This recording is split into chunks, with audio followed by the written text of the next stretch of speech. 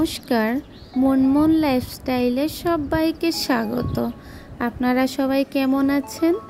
আশা করছি সবাই ভালো আছেন এবং সুস্থ আছেন, আর আমরাও বেশ ভালো আছি। তো আপনারা ভিডিও দেখেই বুঝতে পারছেন কোথাও যাব বলে রেডি হচ্ছি আমরা। আসলে হ্যাঁ, আমরা যাব। এটা হচ্ছে আমার দাদার ঘরে নারায়ণ পুজো অক্ষয় তৃতীয়ার দিনে। ওই দিনের মানে এটা ব্লগ করেছিলাম ওই দিনের জন্য, কিন্তু আপলোড করতে একটু লেট হয়েছে। এডিট ভালো করে না করে তো আপলোডও করতে পারছিলাম না। তো আজকে এডিট করে তারপরে আপনাদের সাথে শেয়ার করছি। তো দেখুন, আমি ওদের দুজনকে রেডি করে দিয়েছি। তো ওদেরকে রেডি করার পরে আমি নিজে রেডি হয়েছি। আর কোথাও যেতে হলে ওরা আরও ভীষণ যন্ত্রণা করে। তাছাড়া হয়েছে আমরা সকালবেলা যাওয়ার কথা ছিল, কিন্তু যেতে পারি নাই, কারণ আমার হাজব্যান্ড অফিসে ছিল বলে আমাদেরকে বেরোতে একটু লেট হয়েছে। আর মানে পুজো বাড়িতে আমার মনে হয় একটু তাড়াতাড়ি গেলেই ভালো লাগে, কিন্তু কি করব, ওকে আসতে দেরি হয়েছে। তার জন্য দেখুন আমি ওদেরকে রেডি করে রেখেছি। আর ওরা দুই ভাই মিলে কি করছে, এই জামা কাপড়গুলো নোংরা করে দিচ্ছে। একজনের উপরে একজন বসে আছে।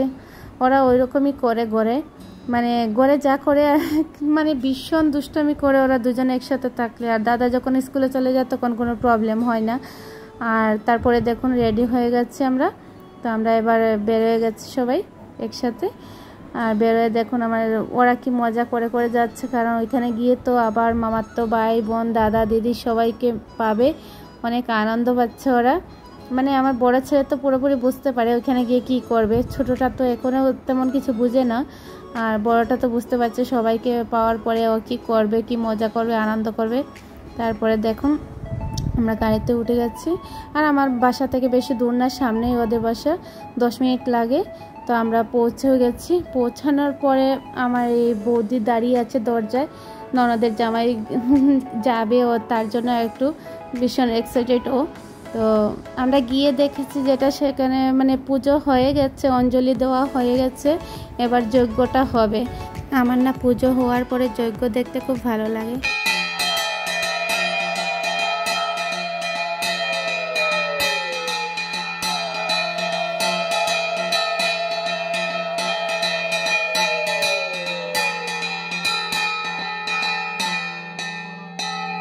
দেখুন যজ্ঞর মন্ত্র চলছে, আর ওই আমার দাদার ছেলেটার জন্য আর একটু পূজাটা দেওয়া হচ্ছে। আর যেটা হয় বৈশাখ মাসে, মানে নতুন বছর, বাংলা নতুন বছর আসার পরে আমাদের প্রত্যেকেরই ঘরে নারায়ণ পুজো দেওয়া হয়।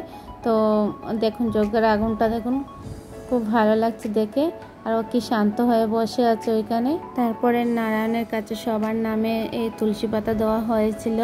তো পুরোহিত মশাই সবাইকে মহাস্নান আর তুলসী পাতাটা দিচ্ছে, সবাই গ্রহণ করছে।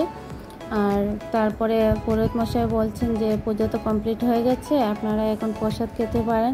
আর আমিও বেশিক্ষণ বসবো না, আমিও চলে যাব নারায়ণ নিয়ে, কারণ আমারও একটু তাড়াহুড়ো আছে। তো এবার ঘরের সবাই প্রণাম টনাম করা কমপ্লিট করছে। তো নারায়ণ যখন চলে যাবেন তো কারোরও ভালো লাগবে না পরে, মানে পুজো হবে একটা ভাব ছিল। নারায়ণ এসেছেন আর ভালো লাগছিল। এবার নারায়ণ চলে যাবেন, একটু তো মন খারাপ হয়ে যাচ্ছে সবার। আর যেটা হয় ওনাকে তো যেতে হবে, পুরোহিত মশাইয়েরও কাজ আছে। তো তারপরে দাদা একটা এই টোটো ডেকে ওই পুরোহিত মশাইকে গাড়িতে উঠিয়ে দিয়েছে। তারপরে কি হয়েছে, ওই প্রসাদ খাওয়ার ফলা, পুজো যখন কমপ্লিট হয়ে গেছে, সব কিছু শেষ, তাহলে বাচ্চারাও মানে অনেকটা টাইম বেলা হয়ে গেছে। তো সবাই বলছে বাচ্চাদেরকে দেওয়া হয়ে যাক। তো বাচ্চারা খাওয়ার পরে আমরাও বসে গেছি। এই আমার অপোজিটে আমার বৌদিও বসেছে। মানে 2 দিন ধরে খুব মানে ব্যস্ত ছিল বৌদি। তো আজকে বলছে এখন খাবে না, পরে খাবে। আমি বলেছি আমাদের সবার সাথে বসে খাও। বলেছে হ্যাঁ ঠিক আছে, বসে যাই। আর দেখুন পিছনের টেবিলে আরও 2 জন বৌদি দাদা ওরা বসেছে, আর একজন মাসিও বসেছে। তো এই কাঁচা প্রসাদ খাওয়ার পরে দেওয়া হচ্ছে খিচুড়ি। দেখুন কতগুলো খিচুড়ি রান্না করা হয়েছে। আর লোক আসবে বলেছে, গরমের জন্য একটু লেট করে এসেছে, সবাই দুপুরবেলা আসে নাই। তো যেটা মানে সবার জন্য তো রান্না করা হয়েছে, সবাই আসবে। তারপরে দেখুন আমাদের এটা আর একটা বুদ্ধি, যেটা হচ্ছে পাঁপড় বাজার পরে আমরা প্লাস্টিকের ভিতরে রেখে দিই, কারণ ওইগুলো ড্যাম্প হবে না। তো এখন দেখুন এই থালের মধ্যে খিচুড়ি, প্রসাদ আর সবজি, পাঁপড় ভাজি সবগুলো দেওয়া হচ্ছে। আমি না ক্যামেরা ভালো করে করতে পারি নাই, কারণ ক্যামেরা করতে গিয়ে যদি মোবাইলটা পড়ে যায়, তার জন্য বেশি করি নাই। যতটুকু পেরেছি মানে ফেস দেখাতে পারছিলাম না, কারণ ক্যামেরা কোথায় রাখবো। ওইখানে একটা জলের বোতল ছিল, ওইটাতে আমি হেলানো করে রেখেছি। তারপরে ভেবেছি যতটুকু উঠুক আর ওইটাই আপনাদের সাথে শেয়ার করব। তারপরে ওই পিছনের মাসি বলছেন, কি করছো তোমরা, ভিডিও করছো নাকি? আমি বলেছি হ্যাঁ ভিডিও করছি, আপনি দেখতে পাবেন। আর দেখুন একজন দিদা, খুব ভালো ওই দিদা আমাদেরকে খিচুড়ি মানে বিতরণ করছেন। কারণ দিদাকে আমরা প্রথমে খাইয়ে দিয়েছি, তারপরে দিদা বলছেন যে তোমরা বসো আমি দেব। তো দিদা এখনও মজবুত আছেন বলে এই খিচুড়ি বালতিটা নিয়ে টানাটুনি করতে পারছেন। আর এদিকে দেখুন আমার বৌদি দুদিন ধরে খাওয়া দাওয়া কম করেছে, দেখেই বুঝতে পারছেন। এবার কপাকপ করে খাচ্ছে প্রসাদ, মানে খিদাও লেগেছে, পুরো দিনের টায়ার্ড। আর আমি তো আচ্ছা লেট করে গিয়েছি, আমি ওখানে গিয়ে কিছু করিও নাই। তারপরে দেখুন বাচ্চারা যা করে আর কি, ওইখানে গিয়ে কম্পিউটার পেয়েছে আমার ছেলে, ওর মামার কম্পিউটারে গিয়ে বসে হচ্ছে। আর ও না স্কুলে করে বলে একটু একটু জানে, তার জন্য গিয়ে ওখানে বসেছে। দাদা বলেছে বসতে দে ওকে।